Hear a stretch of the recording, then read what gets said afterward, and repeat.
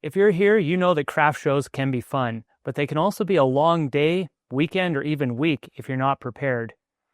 I always have a bag of things that I bring with me to make sure that I can survive any type of chaos that might come up. Whether you're a newbie or a seasoned veteran of the craft show circuit, you might be interested to take a peek inside my survival kit to see some of the small things that make a big difference. I'm Tanner, and my wife Amy and I run this channel. We're full-time artists and crafters, and we started this channel to share craft tutorials, product reviews, and business tips for fellow makers. Whether you're here to check out a project or to grow your own craft business, we've got you covered. Number one, we're going to start off with something kind of obvious: snacks and water.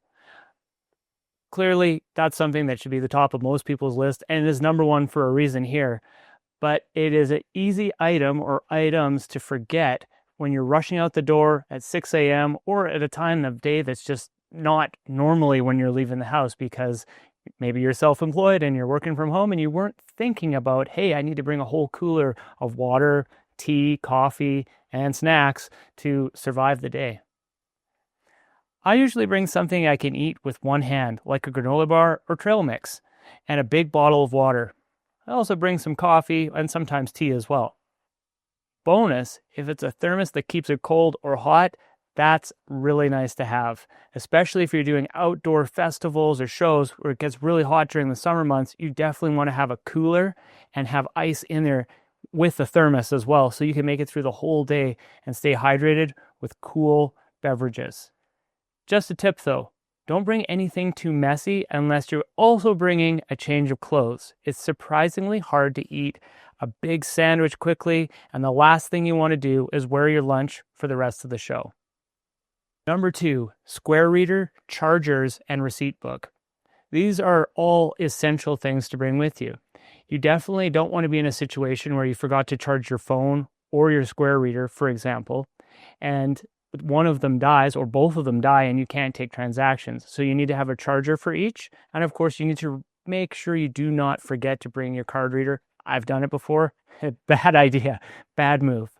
And also, I always keep a backup receipt book, which might sound a little outdated, but I've had to call in receipts or call in credit card numbers over the years where just because my technology was working well, it doesn't mean the venue's was. And sometimes you just can't get the transaction through, and you need to get to a spot where you can call in the transaction. This totally depends on if your customer and you are both comfortable with doing that. But in some cases, it is the only option, especially for festivals that are way out of town. Sometimes the reception just isn't good enough. If you plan on doing a lot of shows, get yourself a backup to your backup reader. I definitely don't leave the house with at least 2 to 3 card readers in my bag, because if one doesn't work, sometimes it seems like all of them don't work, and then you have to have another backup of some sort. And it's definitely something you don't want to rely on just one of. And one more bonus tip for this section: get yourself a power bank. It can be a small one as long as it packs a reasonable enough boost to charge up your phone and or your square reader in the case of an emergency, or where you don't have access to power or something happens where you just absolutely have to have it. You can get pretty compact ones that you can keep in your bag. Number 3, zip ties, tape, scissors, and clips.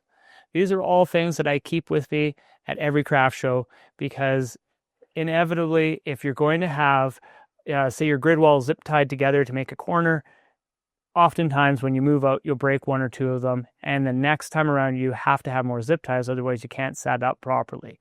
And you don't want to set it up in a way that isn't secure or safe. So zip ties that are of a reasonable quality are essential to have, as well as clips if you need to clip up your signs, or you need to clip up your prints, or I clip up curtains across the back of the grid wall often, those type of things. There's a number of reasons why you might want to do that, and you definitely want to have extra clips. You don't want to have just exact right amount, because sometimes you lose one, sometimes you have a different idea and it doesn't work, and so forth. And then scissors and tape are always a good idea as well. Sometimes you need different types of tape, such as packing tape or Scotch tape, and then scissors. I use scissors to cut my zip ties because I found that using an X-Acto knife is a little bit maybe not my favorite way to do them. It is one way to do it, but I like to cut them with the scissors just because I feel it's a little bit safer, and then I don't have to worry about snapping the end off the knife or something like that and have it flying around in the show. And in addition to all of that, bring a small toolkit with you. That way, if you need a screwdriver or a pair of pliers or something like that during the show, you actually have it on hand. You don't have to go ask someone else for it. And at the same time, this really saves you a lot of time because your neighbors are probably really nice people and they may have one too. But now you've taken time out of your setup, which in my experience can be kind of crunch time basically, and you really want to minimize the amount of time that you're looking around for something, and it's much easier just to be organized and have your screwdriver, your hammer, whatever it is you think you might need right there, and when you need it, you grab it. Number 4, change, float, and a bank bag.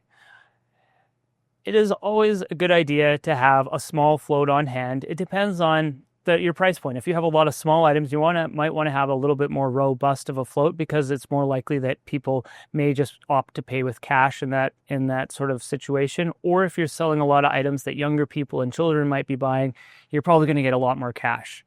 So it's a good idea to have your float on hand, properly stocked with the right amount of small bills and coins, and then also you want to make sure that it's in a discreet bag that you can keep somewhere well hidden, well secured, because we have known far too many people that have the heartbreaking experience of someone watching where they put the bag and sticking their hand under the table and grabbing it, or reaching through the wall of their tent and grabbing the whole change or cash box right out from underneath them, and they didn't even know about it, which is absolutely horrible. So you don't want that to happen. I recommend, if you like, you could wear a belt bag. I like to wear one of those at festivals and that kind of thing, because that way if I'm coming in and out of my booth or my tent, I know that I always have my float on me and I don't have to worry about, oh, geez, is it in the back of the tent? Did I leave the back of the tent open? That kind of thing. Number 5, safety pins, Pepto, Advil, and Band-Aids. So this section is more of your medical section, I guess, if you will, and it's definitely a good idea to have all of these types of items on hand. I know from experience, I've definitely benefited from making sure that I've kept this well stocked, and putting new ones in there when the old ones expire as well is a good idea. So we definitely usually have Advil and Tylenol in our bag just in case you get a headache, your back hurts, etc. You never know why you might need it. And I also keep on hand just in case I need it. Tylenol cold and flu, just a couple pills in my bag along with some Halls, because sometimes you may not be sick at the beginning of the show, something might catch you halfway through, or you might just get a sore throat, you need a Hall, and it can really help so that you don't lose your voice during the day. I also recommend having Band-Aids because I've cut myself many times, honestly, setting up the booth. And as well, Amy always keeps safety pins in there in case we need to pin up a broken tablecloth, fix clothing. I've caught my clothing on the sales rack before and she pinned my shirt back together, that kind of thing. I also recommend keeping Pepto-Bismol or some other antacid in case you need it. Number 6, business cards and promotional materials. Usually I keep these in my bag that I take with me to in and out of the show so that I have an idea of how many business cards I actually have at that moment for the show, because I've run out many times or I've forgotten them at home by accident. And it's always a regret because then you're looking for something else to write down your website on. It's not really the right presentation for most customers as well.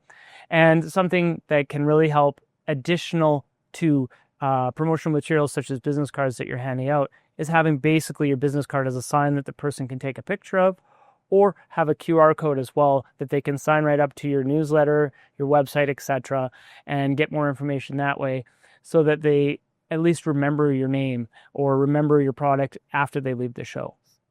Number 7, price tags, pens, and notepads.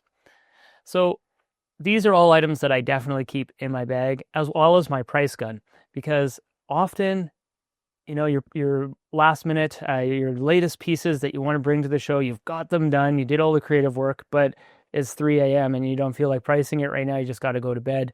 And you go, well, during a slow point in the show or just before the show opens, I'll price things. You get to the show and you realize you've left your price gun and the price tags at home. Not the best, because then all day you're going, oh, that one's this much. Oh, sorry about that, I forgot to price that, or whatever the case is.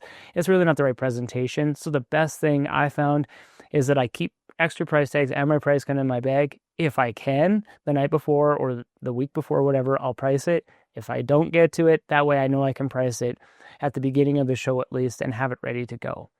And then a pen and a notepad is always something that you want to have. Pens are great if you're doing some sort of sign-ups or that kind of thing, but also for writing down extra information. If the person said, hey, can you write on the back of my business card what I looked at, or that kind of thing, it's a great idea to have a pen.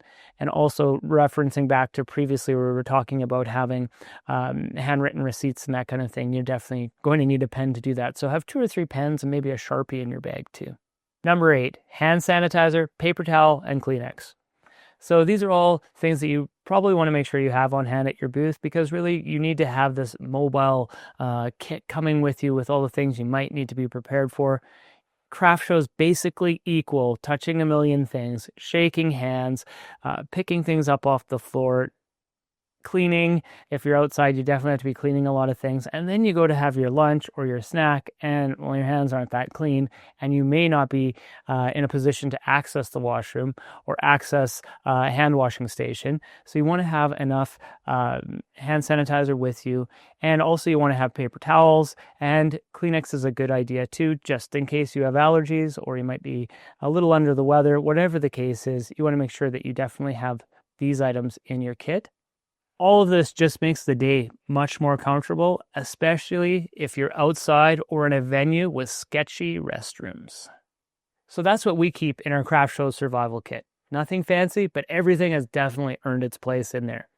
Of course, if the show is longer, we keep a modified list of things in there, all of which you can see in our other must-haves video, which we've linked below.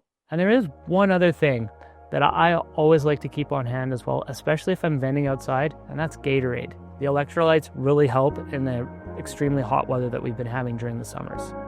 Did we miss anything that you always bring to your craft shows? We'd love to hear your must-haves in the comments below. Also, please don't forget to like and subscribe.